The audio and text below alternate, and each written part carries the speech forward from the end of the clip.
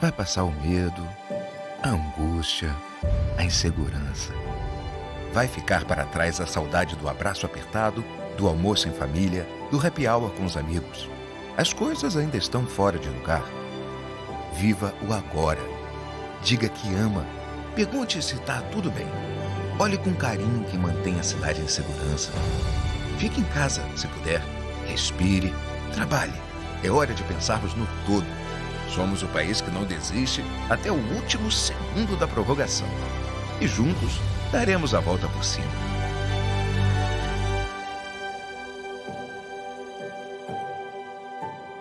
Tudo isso vai passar.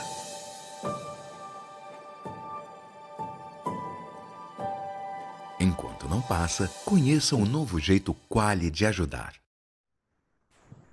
Boa tarde a todos. Muito prazer aqui em moderar esse painel de direito eleitoral com 3 grandes advogados. Nós hoje vamos receber aqui para falar um pouquinho das repercussões jurídicas e sociais nesse momento de pandemia no direito eleitoral. A doutora Ana Carolina Cleve, a doutora Luciana Nepomuceno e o doutor Gustavo Severo. Acho que o tema, talvez o direito eleitoral seja o direito que mais tenha sucumbido às necessárias mudanças por conta da pandemia. Nós tivemos uma emenda constitucional aprovada recentemente pelo Congresso Nacional. Nós vamos ter diversas normas ainda do Tribunal Superior Eleitoral adaptando todo o processo eleitoral para esse momento de crise. Então, acho que vai ser muito importante aqui ouvir e dividir o conhecimento desses colegas tão habilitados e preparados para falar sobre esse tema.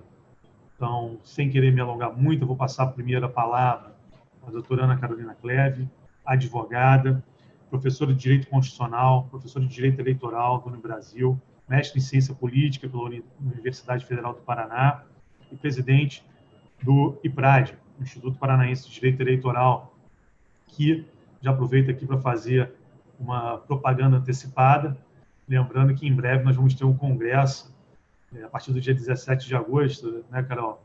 Isso. De Direito Eleitoral, congresso que já é uma referência para todos nós, advogados eleitoralistas, e é o maior congresso de direito eleitoral do país, e daqui a pouco, terminando com esse congresso digital da OAB, nós vamos ter aí a oportunidade de, em breve, continuarmos debatendo nesse congresso brasileiro de direito eleitoral aí, sob a batuta da Ana Carolina.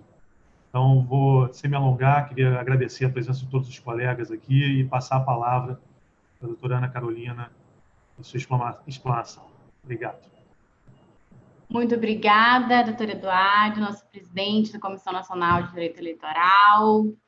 Eu queria cumprimentar aqui, especialmente, meus colegas. É a primeira vez, veja só, que eu tenho a oportunidade de expor numa mesa com o Gustavo Severo, que não é segredo para ninguém, eu sempre falo, que é meu mentor no direito eleitoral, né? O que eu sei de direito eleitoral aí, eu devo ao Guilherme e ao Gustavo, que me criaram no direito eleitoral.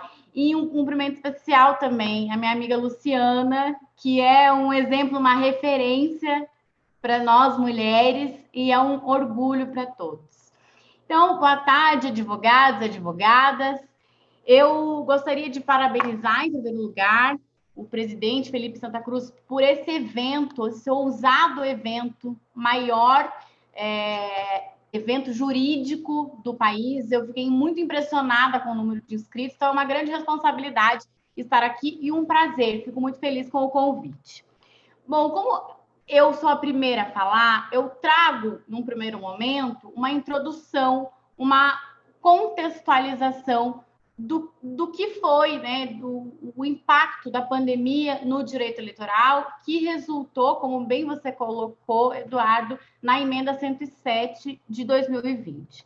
Bom, mas o que a pandemia mostrou? Né?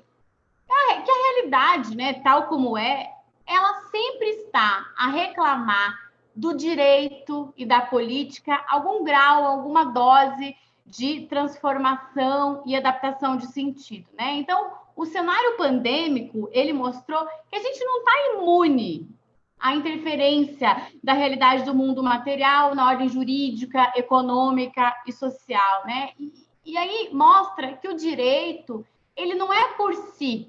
O direito é para alguma coisa. E para quê? Ele existe justamente em razão da necessidade de apreensão dessa realidade para conformar as regras do jogo, né? E justamente para quê? Para trazer segurança, para trazer previsibilidade e para trazer estabilidade. Sobretudo, eu diria, nessa esfera pública, né? Eu lembro que, no começo da pandemia, muitos estudiosos do direito eleitoral, né, porque ainda não era possível ter um prognóstico adequado desse cenário que trazia muita estabilidade. Então, muitos estudiosos do direito eleitoral tinham certo receio e eram contra esse debate acerca do adiamento das eleições. Mas eu penso que isso era um equívoco. E por que um equívoco? Porque a complexidade, né, dos atos da Justiça Eleitoral, né, a sofisticação dos atos preparatórios de competência da Justiça Eleitoral, e para citar aqui alguns exemplos, a testagem das urnas, a convocação de mesários e a requisição de servidores de outros órgãos, estavam a exigir, sim, a consideração da hipótese de adiamento das eleições. A gente devia considerar, né? E para que essa hipótese fosse discutida por meio de um amplo debate, né, com amadurecimento da ideia e intenso diálogo com especialistas, né? E aí o desafio, portanto, era qual? Era o equacionamento da preservação da saúde pública com a viabilização das eleições municipais ainda em 2020. E por que ainda em 2020? Justamente para evitar a prorrogação de mandatos, né? Que é a alternativa claramente constitucional. E aqui não existe dissenso entre os estudiosos, né? A ampla maioria, eu diria que isso é um consenso de que a unificação dos mandatos, que levaria aí a prorrogação dos mandatos, seria inconstitucional. Pois bem, foi nesse contexto que ocorreu um diálogo institucional entre Tribunal Superior Eleitoral, através do seu presidente, o ministro Luiz Roberto Barroso, e Congresso Nacional, através do presidente da Câmara, presidente do Senado, com diversos especialistas, tanto do direito quanto da área de saúde. Inclusive, houve a formação de grupos de trabalho para tratar do tema, tanto no âmbito do Congresso quanto no âmbito do Tribunal Superior Eleitoral. E aí, através desse exemplo de devido processo legislativo, é que sobreveio a emenda 107 de 2020, que é a emenda responsável por adiar as eleições. Então, eu preciso dizer aqui que é um exemplo de devido processo legislativo, porque nós vimos a cooperação de todos os poderes, né? Nós vimos a cooperação entre judiciário e o parlamento, o legislativo, e inclusive o executivo, que não atrapalhou, né? Pelo menos. Então, pelo menos houve ali uma harmonia nisso. Então, a promulgação dessa emenda nos mostra que, mesmo num contexto de crise político-institucional, nossos poderes, as nossas instituições estão funcionando. E temos bons líderes, né? Isso que foi interessante, o que dá aí uma segurança para enfrentar esse momento. Mas aqui eu sou a primeira a falar, portanto, eu devo trazer um panorama. O que traz essa emenda, né? Além de adiar as eleições, o que essa emenda trouxe, para além da alteração da data, que ficou para 15 de novembro e onde houver segundo turno, 29 de novembro. Bom, em primeiro lugar, é importante colocar aqui um pressuposto. Essa emenda alterou a data, mas não alterou os prazos. Como assim não alterou os prazos? Bom, ela manteve, né? Ela teve o cuidado de respeitar o mesmo espaço temporal do calendário original, mas tendo como referência agora a data de 15 de novembro. E mais, em homenagem à segurança jurídica, e isso é muito relevante, ela colocou expressamente que os prazos já vencidos ficaram superados. Para citar aqui um exemplo, prazo de filiação partidária e alguns prazos aí de desincompatibilização. Mas prestação de contas, né? Como nós sabemos, na legislação eleitoral havia previsão, ainda há, né? Tendo em vista que essa emenda é apenas para este momento, a previsão de que os eleitos para serem diplomados teriam que ter suas contas julgadas.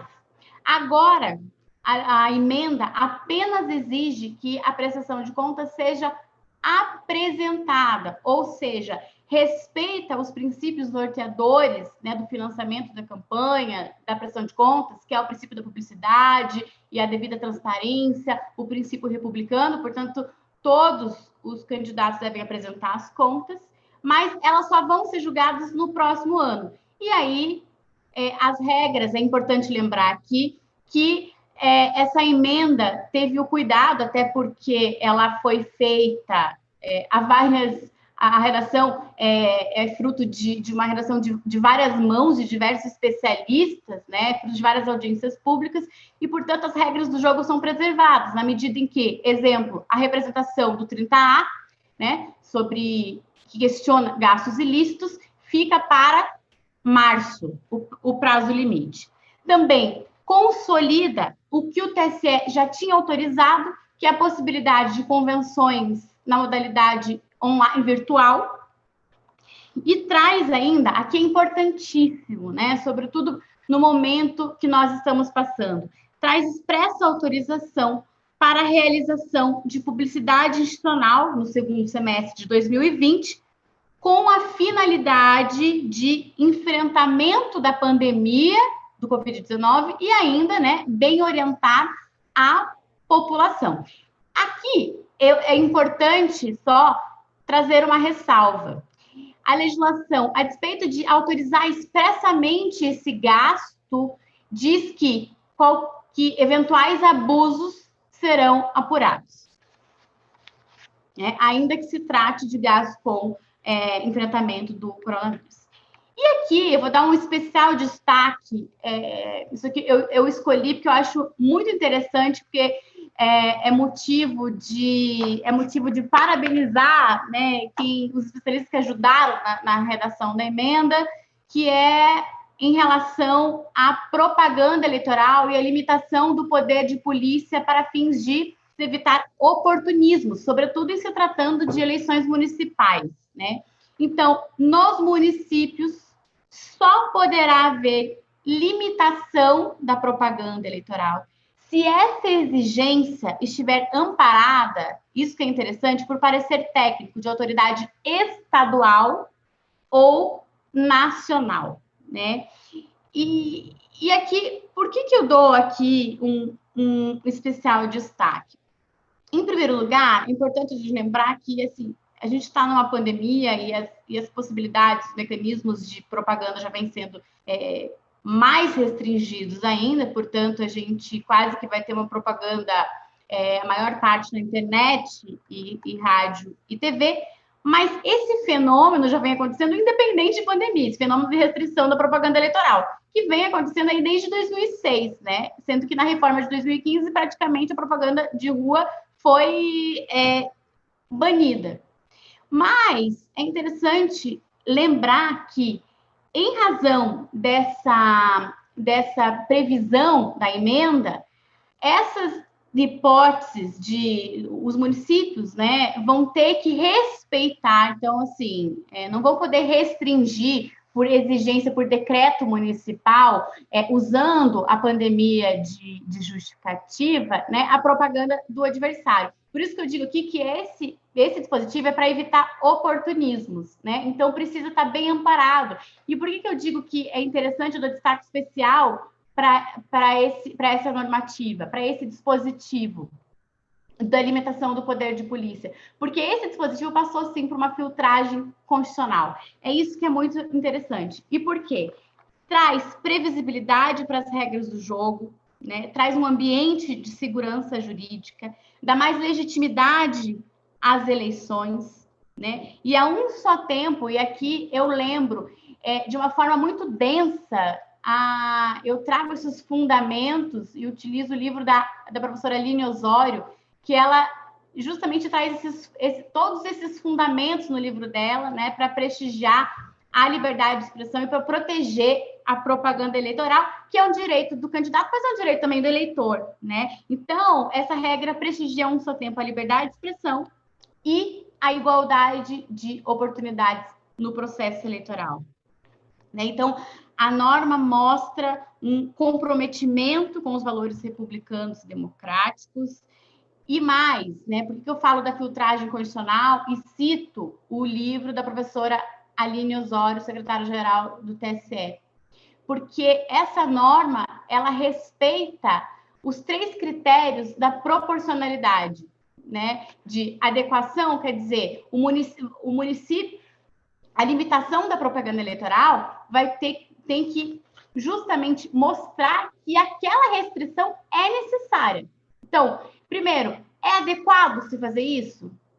Depois, é necessário? E, em terceiro lugar, é razoável, que é a proporcionalidade de sentido estrito, né? Ou seja, é razoável, nesse sentido, restringir a liberdade de expressão materializada na propaganda eleitoral para se preservar o direito à saúde? Respeitados esses 3 requisitos, nós estaremos respeitando, então, o critério de proporcionalidade que decorre, né, de uma regra constitucional. Enfim, isso porque, para a tomada de uma decisão racional, por que isso é tão importante? Nós precisamos saber quem são as opções que estão na disputa, né? Ter acesso ao livre mercado de ideias. A gente aperfeiçoa a democracia, com mais debate, e por isso é importante a propaganda eleitoral. Enfim, e aqui, para finalizar, acho que aqui estou respeitando o meu tempo, vai dar certinho, né, Damião? Eu preciso dizer que, sobretudo nos momentos de crise, sobretudo nos momentos delicados e sensíveis, é que nós devemos e precisamos ter mais apreço pelas nossas instituições, pelos valores democráticos e pela preservação das regras do jogo. Muito obrigada. Obrigado, doutora Ana Carolina. Achei brilhante a sua explanação. Acho que 2 pontos aí que eu gostaria até de fazer alguns comentários em relação à questão da prorrogação do mandato, que foi um tema que já ficou para o passado, ainda bem. Desde o primeiro momento, a Ordem dos Advogados do Brasil emitiu nota contrária a qualquer tipo de prorrogação do mandato, né, dos cargos eletivos municipais, entendendo pela inconstitucionalidade desse tema.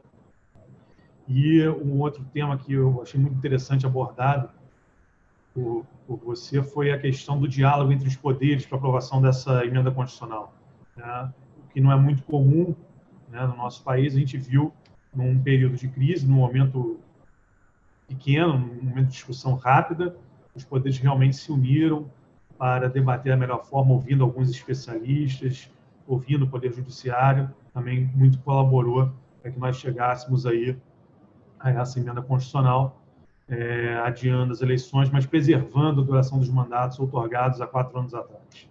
Então, muito obrigado pela sua explanação, agradeço demais. E já vou passar aqui a palavra para a nossa outra colega, advogada, conselheira federal da OAB, do Estado de Minas Gerais, presidente da Comissão Nacional de Estudos da Reforma Política, mestre em Direito pela PUC de Minas Gerais, professora também da PUC de Minas Gerais, nossa amiga, doutora Luciana Nepomuceno.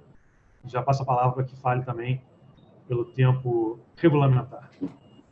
Obrigada, querida amiga Eduardo, pela palavra. Eu gostaria aqui, inicialmente, de agradecer o honroso convite que me foi feito pelo Conselho Federal da Ordem dos Advogados do Brasil e também pela Escola Superior Nacional da Advocacia para participar deste congresso digital que, sem dúvidas, é o maior congresso digital do mundo, como nós viemos a todo tempo anunciando, porque nós contamos aqui, eu não sei se já batemos a meta, mas com praticamente quase 100 mil inscritos. E esse sucesso se deve pelo trabalho incansável do nosso presidente da OAB Nacional, Felipe Santa Cruz, também pelo diretor da Escola Superior Nacional da Advocacia, Rony Duarte, e do secretário-geral, Beto Simonetti, sem deixar aqui de mencionar o sempre presidente Marcos Vinícius Furtado Coelho.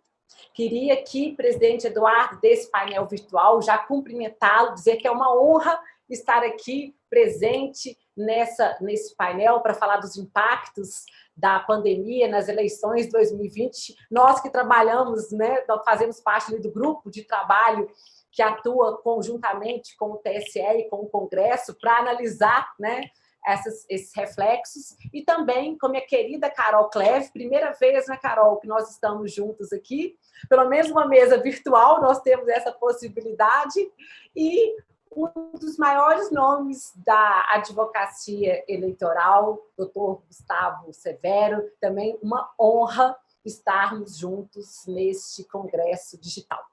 Queria, desde já, cumprimentar todos os funcionários do Conselho Federal que também trabalharam incansavelmente para que esse congresso pudesse ser realizado. E aqui deixar o meu cumprimento e uma boa tarde a todas as advogadas e todos os advogados que nos assistem. O tema que me coube tratar nessa tarde de hoje é justamente os impactos da pandemia nas candidaturas femininas. E aí eu falo aqui em termos tanto de pré-campanha como da campanha propriamente dita. E para nós compreendermos essa temática dos impactos, eu preciso iniciar minha fala com um recorte às desigualdades sociais e, inclusive, a desigualdade genealógica, que vai fazer com que a gente possa compreender e, inclusive, apoiar as ações afirmativas e, num recorte também, o sistema de cotas que visam exatamente diminuir essas desigualdades.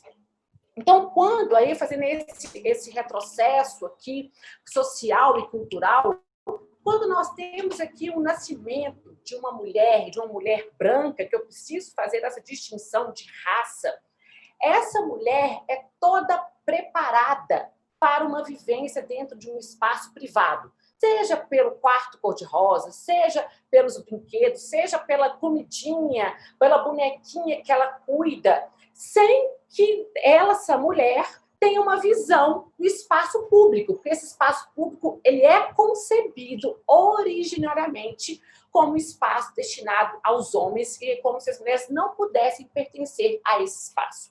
Então, quando a mulher vai para um espaço que é originariamente concebido para o masculino, primeiro, ela é criticada dentro dessa concepção social como foi concebida e criada, e também ela vai numa perspectiva de uma independência. Ela vai buscar a independência. E eu fiz inicialmente um recorte de raça, porque esse contexto social ele é totalmente diferente quando nós falamos aqui de mulheres e mulheres negras. Por quê? Porque dentro da perspectiva da mulher negra, ela vem para o cenário brasileiro social a partir de uma sociedade escravocrata. Depois essa mulher negra passa a ter ali trabalhos de subemprego, trabalhos domésticos. E por que esse recorte ele foi e ele é necessário para nós compreendermos os reflexos da pandemia nas eleições? Porque exatamente todo o isolamento provocado pela Covid-19, ele provoca uma mudança nessa postura dessas mulheres.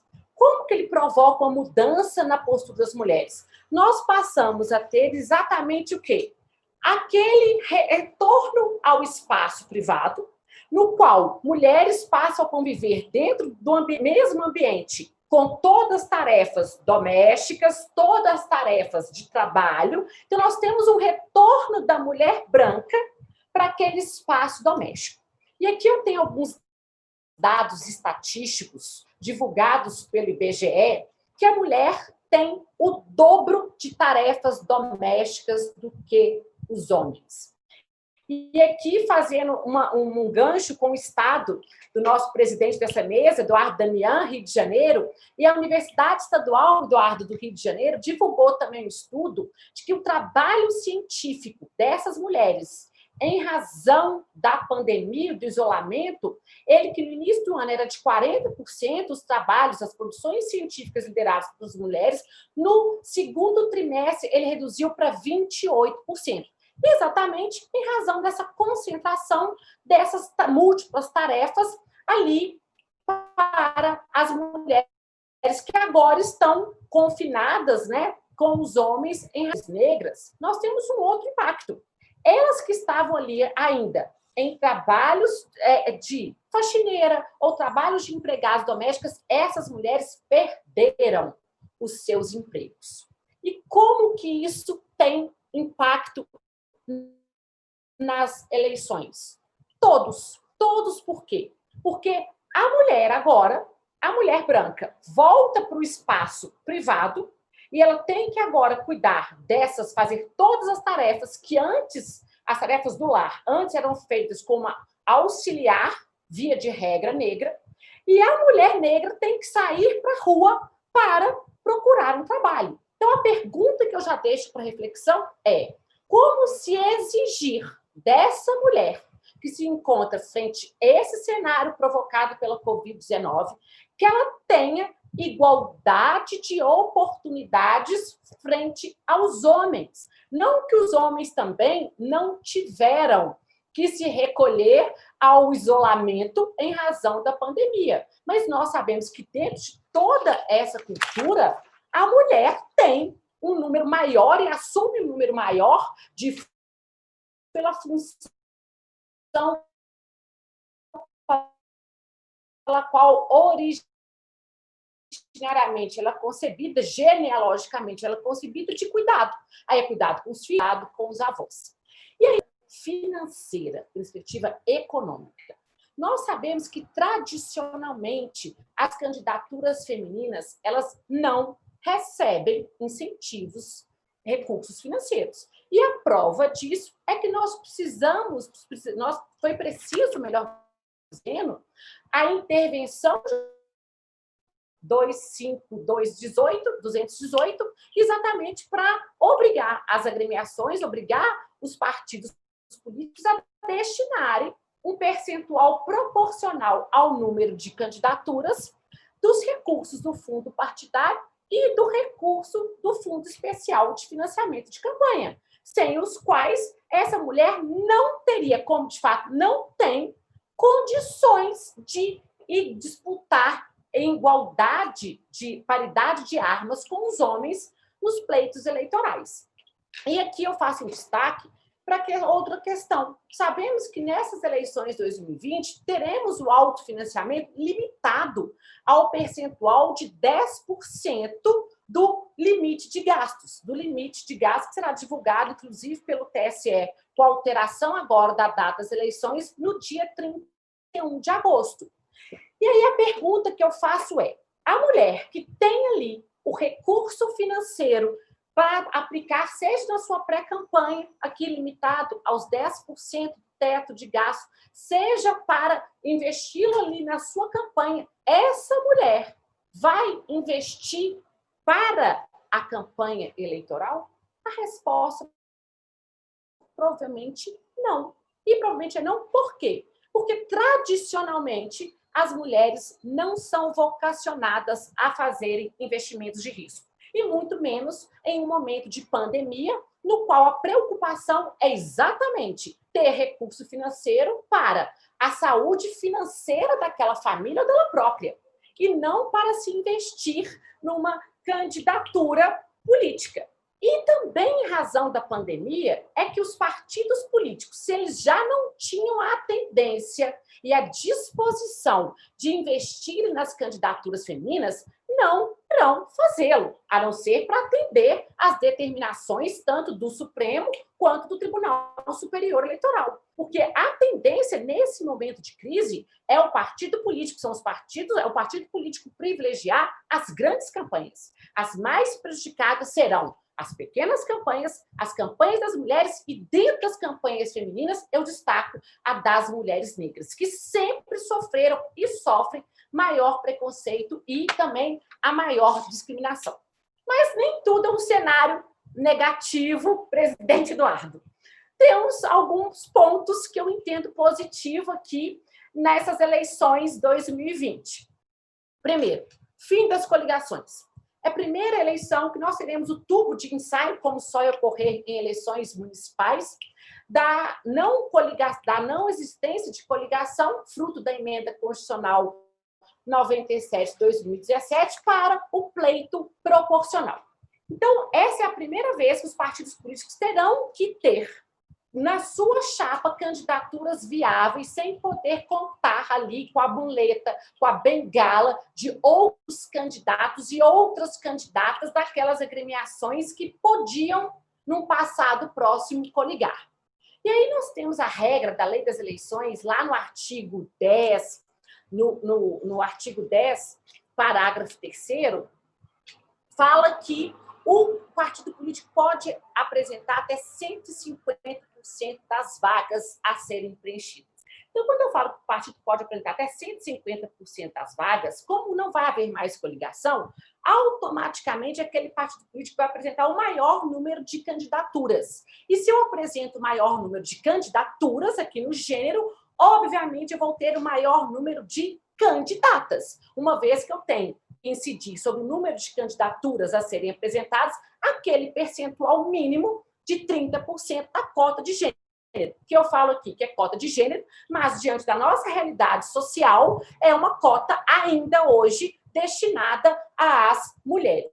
Então, se eu tenho, eventualmente, citando um exemplo, uma Câmara Municipal com 14 vagas, nós vamos ter que o partido político ele vai poder apresentar ali 5 candidaturas. E eu falo 5 candidaturas, que isso é de extrema importância das agremiações observarem, porque no cálculo da cota de gênero, o percentual mínimo, se der fração, é sempre arredondado para cima. Então, se eu tenho, por exemplo, 14 vagas e numa Câmara Municipal, e nós vamos fazer o cálculo de 150%, eu vou ter uma fração de 4,2, que não é arredondada para 4, é arredondada para 5. Então, se o partido político não fizer esse arredondamento, for trazendo o número dessas mulheres exatamente com o arredondamento da fração, que é até o artigo 17, parágrafo 3º, da Resolução 23.609, o DRAP, que é o demonstrativo de regularidade dos atos partidários, será devolvido e, provavelmente,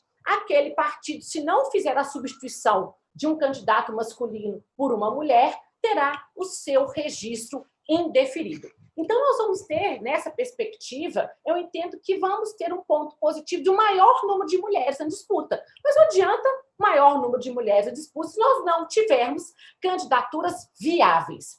E as pessoas costumam perguntar, você, o que é uma candidatura viável? Obviamente, aquela candidatura que tenha condições de uma disputa no pleito eleitoral, que ela tenha tempo de rádio, tempo de televisão e que tenha recurso financeiro. Isso que faz uma candidatura feminina, e assim como masculina, ela ser uma candidatura viável.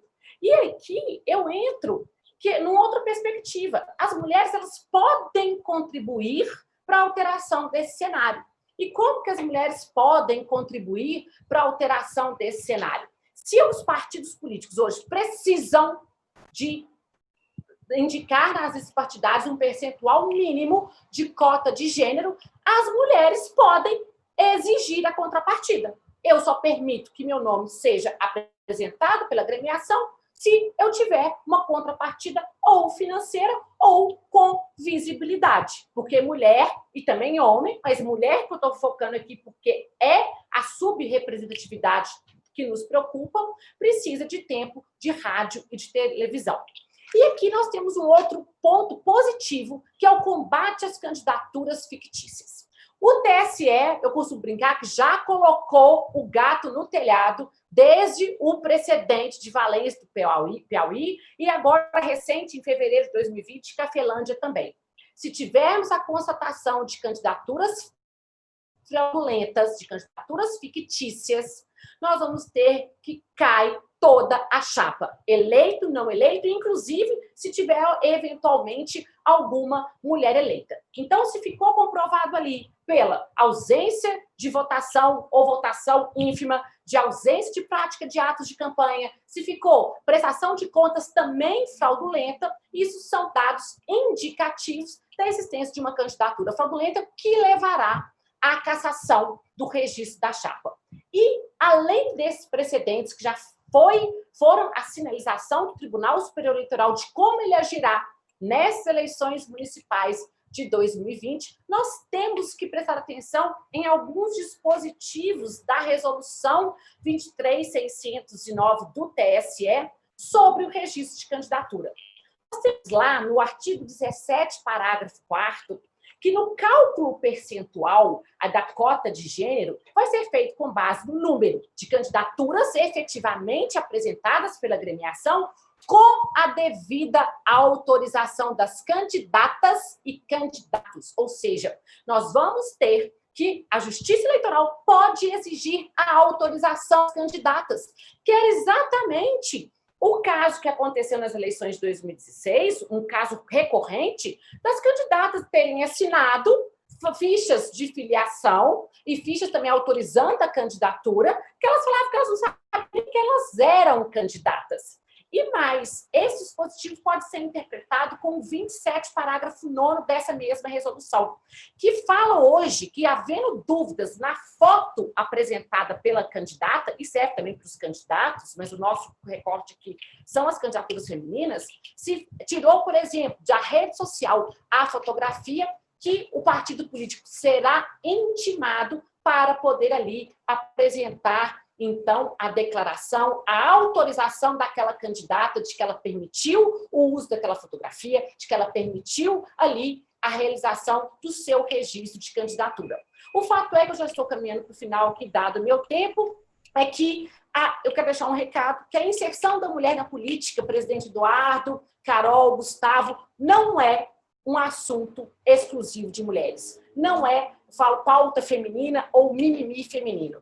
É um assunto da sociedade que quer e precisa ser democrática. E eu vou concluir aqui minhas palavras parafraseando o ministro Edson Fachin, quando ele falou que, para essa igualdade entre os gêneros, entre homens e mulheres, a gente não deve garantir apenas igualdade de oportunidade, mas sim nós temos que garantir que as mulheres sejam empoderadas em um ambiente que permita a essas mulheres a igualdade de resultados. Então, com essa palavra, que eu agradeço a atenção de todas e todos e devolvo a palavra ao presidente Eduardo. Muito obrigado. Obrigado, doutora Luciana Nepomuceno. Nos deu aqui um novo enfoque sobre a repercussão da pandemia nas candidaturas femininas, um tema que pouca gente está falando, mas que na prática nós vamos ver que realmente tem uma influência e realmente vai ser mais um motivo aí de superação das nossas candidatas nesse pleito. Então, gostaria de agradecer novamente a sua participação, parabenizar pela brilhante exposição e já passar aqui a palavra para o Dr. Gustavo Severo, advogado, eleitoralista, secretário-geral do IBRAD, mestre em Direito Constitucional e advogado reconhecido por todos nós, junto à Justiça Eleitoral, e meu amigo que vai nos dar a honra aí de falar nos 20 minutos finais. As meninas deixaram para você, Gustavo, o tempo certinho. As meninas não ultrapassaram nem um minuto do que estava combinado. Então, já passando a palavra para você e agradecendo a sua presença, Gustavo. Obrigado, meu querido amigo Damian, amigo de várias batalhas já do eleitoral, presidente hoje nosso, da nossa comissão de eleitoral do Conselho Federal da Ordem. Prazer estar aqui nessa mesa com você, Eduardo, e também com as minhas queridas colegas, a Luciana, que também já dividimos congressos em outras oportunidades, e a Carol, que é a minha parceira aí de eleitoral há muito tempo, e fico, claro, honrado e lisonjeado com as palavras da Carol, certamente muito mais decorrentes da nossa amizade que eu tenho por ela e pelo Guilherme do que propriamente por alguma ajuda que eu possa ter dado. E dizer que, de qualquer maneira, acaba sendo uma responsabilidade muito grande receber, digamos, essa titulação de ter sido responsável por alguma formação que ela tenha no eleitoral. A Carol hoje é reconhecida como uma excelente advogada, um preparo acadêmico e profissional também indiscutíveis. Eu inicio rapidamente fazendo também um breve agradecimento aos meus queridos amigos que integram aí o Conselho Federal, iniciando pelo Felipe Santa Cruz, também o Anderson, que é um amigão meu, pessoa agradabilíssima, o nosso eterno presidente Marcos Vinícius, que foi quem externalizou o convite a mim, o meu querido amigo, também lembrado aí pelos meus antecessores, Beto Simonetti, também eminente eleitoralista, meu colega de muitas causas já no eleitoral. E, por fim, uma agradável surpresa, agora eu descobri que meu outro amigo, Kiko Scarpezini, é quem está aqui por trás na parte técnica, organizando esse nosso painel. Mandar um abraço para o Kiko. Bom, as falas que me antecederam, de fato, explanaram bem alguns cenários possíveis, né, certamente possíveis, para as eleições de 2020. São eleições de certa grande certeza para os candidatos. O fato da pandemia, somado a alguns temas ainda mal resolvidos do direito eleitoral, eternamente mal resolvidos, certamente farão com que essas eleições sejam, além de atípicas, de grande desafio para os operadores, para os advogados que vão atuar e para os candidatos, né? Eu lembro, foi um ponto, acho que trazido pela Carol na fala dela, algumas mudanças trazidas pela Emenda Constitucional 107, não só nas questões de datas. Eu tive a grata satisfação de ter sido convidado pelo presidente Davi Alcolumbre a colaborar com a elaboração da PEC, da Emenda Constitucional 107. Contei muito com a ajuda não só de todos os amigos da academia, mas em especial no dia a dia do diálogo do ministro Henrique Neves, que eu imagino que deva estar nos assistindo, porque ele é um viciado meio perverso nessas questões de ficar vendo esses eventos nossos aí, ele que é o professor de todos nós. Tá certo que o Henrique, tudo que a gente consulta ele, certamente quem conhece a família sabe que ele vai perguntar para o Fernando, né? Mas, enfim, hoje, como ele é o porta-voz mais ativo da família, ficam os agradecimentos a ele. Então, nesses diálogos que a gente manteve com as academias, com o Congresso, enfim, uma das grandes preocupações que tivemos, que os congressistas tiveram, foi de que a gente observasse algum tipo de racionalidade nesse adiamento do pleito, de modo que fosse possível assegurar a máxima preservação da saúde pública, sem implicar em prorrogação de mandato e sem implicar também num, digamos, vale-tudo eleitoral. Seriam aí três pilares que foram precisos compatibilizar para que se chegassem a algumas definições sobre as datas. A Carol mencionou bem a questão do ajuste na questão da prestação de contas, né? Nós conseguimos prorrogar o máximo possível para que os candidatos tivessem assegurado o direito, dever de prestar contas com tempo razoável. Então, as prestações de contas aí ficaram lá para 15 de dezembro, então vai dar tempo tranquilo dos candidatos primeiro e segundo turno prestarem contas. A norma que exigia o julgamento das contas para que houvesse diplomação, obviamente teve que ser mitigada, né? Mas isso não implicará num salvo-conduto para quem eventualmente venha praticar ilícitos relacionados à Caixa 2, a abuso de poder, porque também houve deslocamento do prazo final para a propositura da representação do artigo 30A, né, para 1º de março, de modo que, então, eu acredito que o sistema ficou, de certa forma, racional, dentro daquilo que foi possível se fazer com a questão, dada a questão da pandemia, né, todo o calendário eleitoral foi rigorosamente postergado 42 dias, né, ressalvadas as hipóteses daquilo que já havia sido ultrapassado, e essa foi uma discussão, e é provável que venha algum tema a ser discutido novamente judicialmente durante a campanha, mas a intenção principal foi de que, para que se evitasse qualquer alegação de casuísmo, não se renovassem prazos já passados, né, os famosos prazos de 6 meses, de desincompatibilização, e de 4 meses, e também que não se colocasse nessa emenda constitucional nenhum tema que fosse estranho ao estrito objeto da pandemia, né? Isso foi uma preocupação também. Claro que quando uma emenda constitucional surge no Congresso Nacional, muitos parlamentares têm interesse em colocar temas A e B, até relacionados à eleição, temas importantes, e certamente surgiram sugestões e emendas muito interessantes, mas, de fato, eu acredito que o Congresso andou bem ao se manter reto na perspectiva ou no ideal de não colocar nenhum tema que não fosse estritamente necessário ao combate da pandemia ou à preservação e mitigação dos efeitos da pandemia no processo eleitoral. Discutia-se, por exemplo, prorrogação, mudança de data de posse, retorno da propaganda partidária na TV, são temas relevantes que certamente voltarão ao Congresso.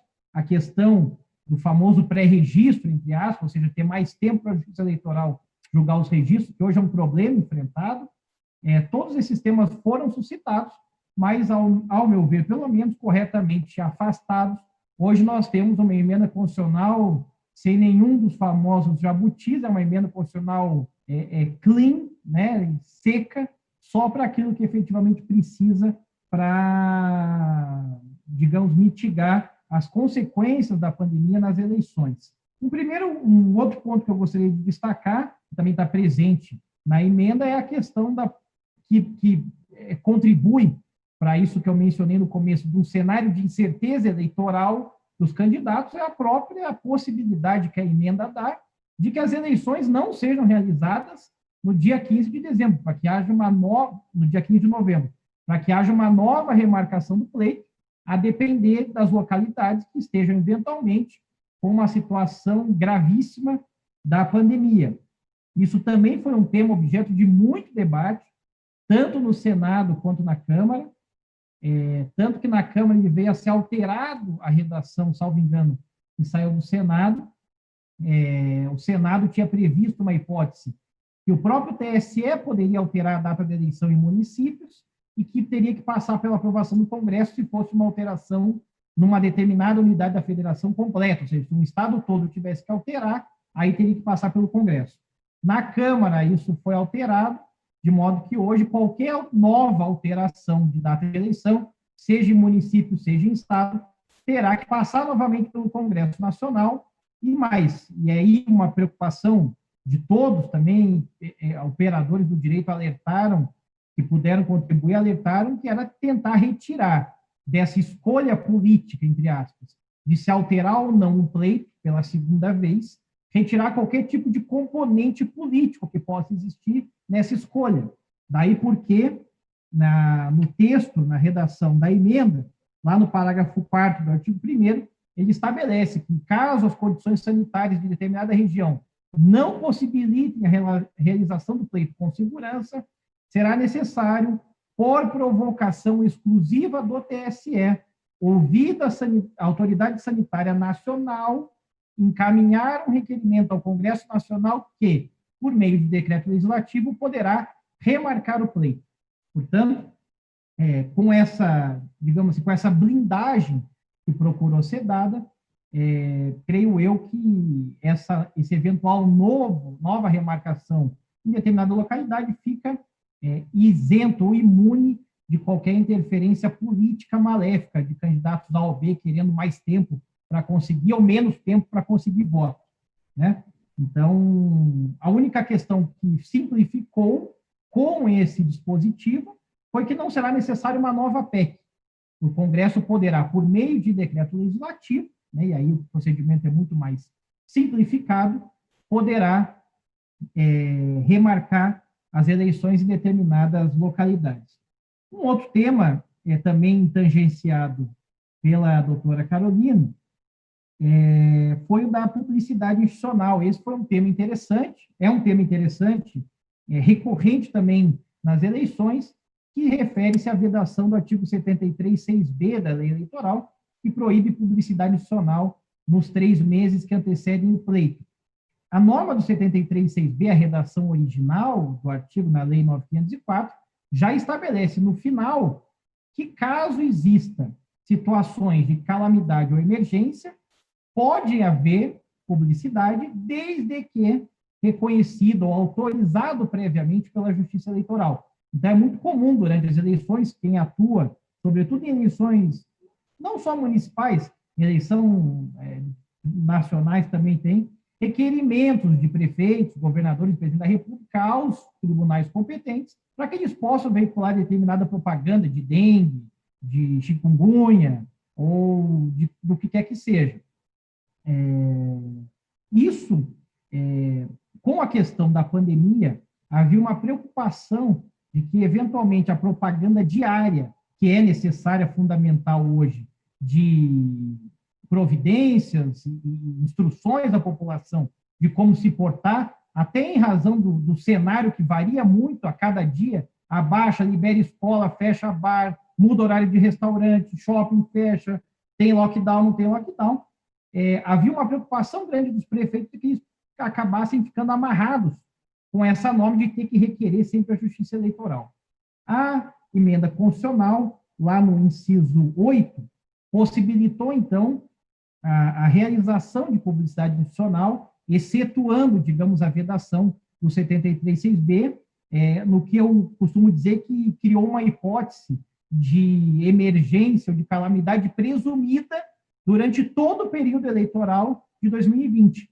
E, por ser presumida, não precisaria desse aval prévio da Justiça Eleitoral, de modo que, então, nessas eleições é possível que os candidatos façam publicidade especificamente destinada ao combate da pandemia e, claro, como a Carolina também ressaltou, ficou ao final da redação desse inciso a ressalva, que é sempre salutar, de que eventuais abusos serão apurados e punidos nos termos do artigo 22. Esse é um tema que certamente também dará bastante discussão na campanha, a se saber exatamente quais são os limites de uma propaganda de gel, se isso não pode ser considerado abuso de poder político, abuso de poder econômico, ou mesmo conduta vedada, em razão de um desvirtuamento desse caráter, digamos, estritamente institucional. Isso certamente vai dar matéria de trabalho aí para nós, advogados.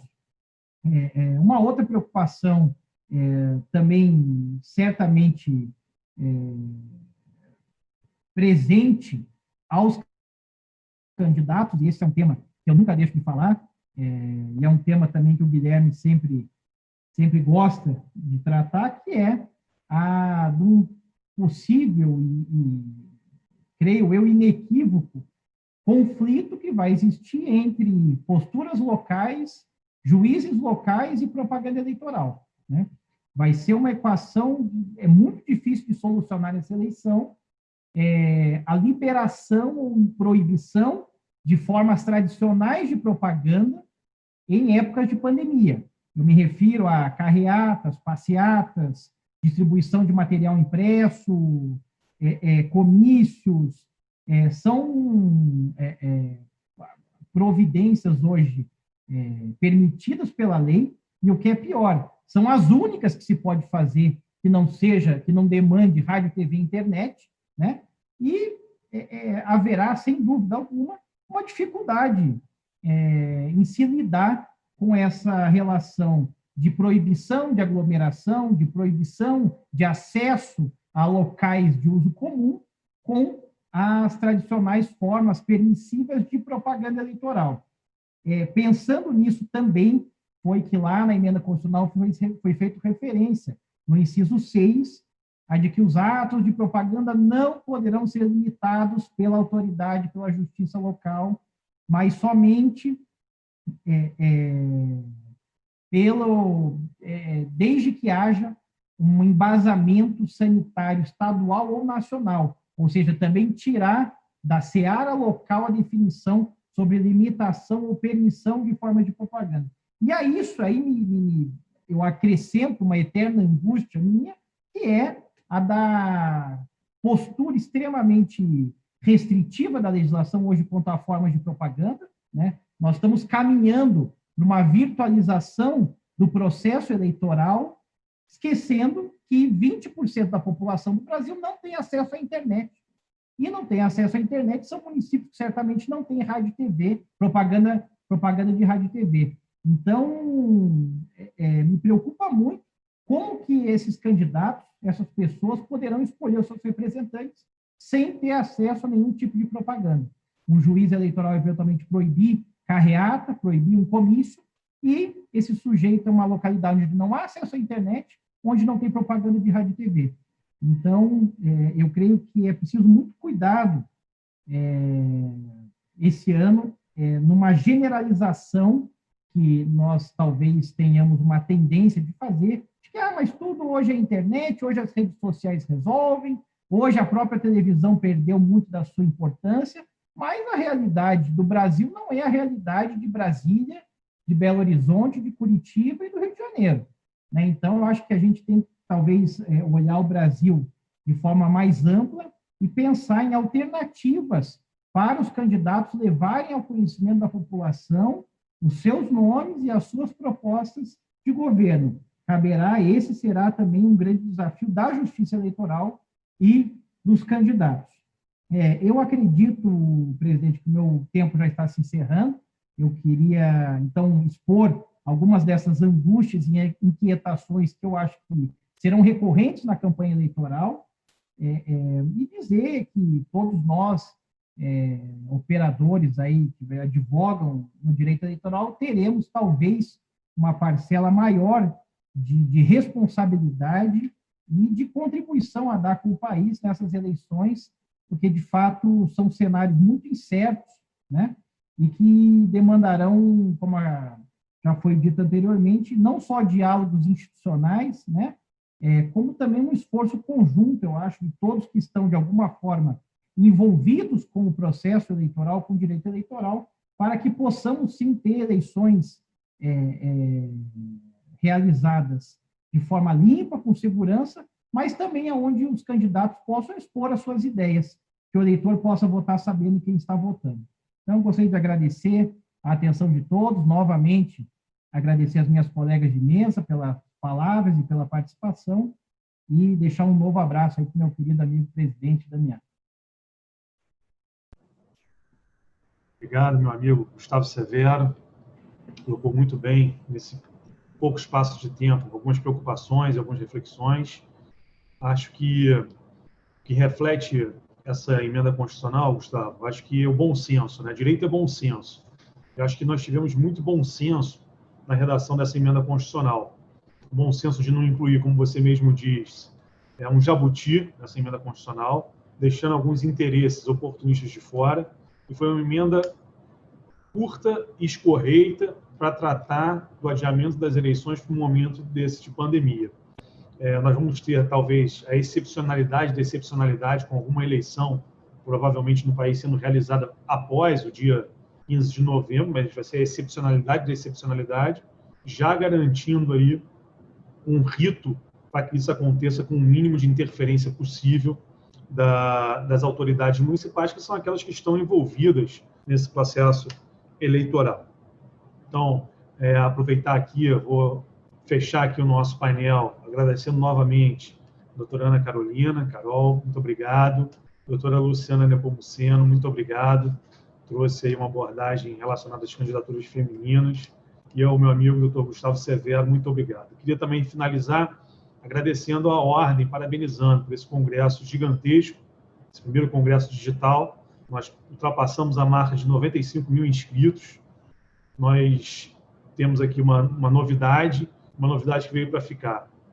Os grandes congressos, nós estamos acostumados com grandes congressos, mas os congressos digitais vieram para ficar.